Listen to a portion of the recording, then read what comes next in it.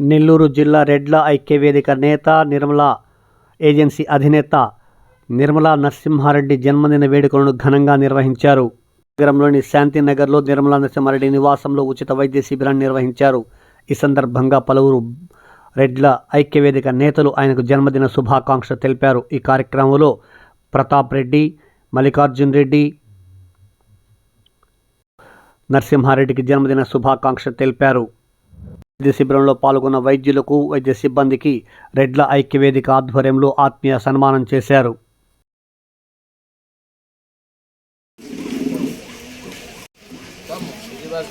సేవలు మాకు చాలా ఉపయోగపడ్డాయి. ముందు కూడా ఇట్లా సేవలు మా కార్యక్రమాలు చేస్తాము, అప్పుడు సహకరించండి. కట్టిన ఫీజు కూడా వెనక్కి ఇచ్చేస్తారు సార్. మీరు పొరపాటు కూడా ఉందో కట్టేసి వెళ్ళిపోయినా మళ్ళీ ఇచ్చేస్తారు కదా. కట్టేసి వెళ్ళిపోతే మన మర్యాద అనమాట.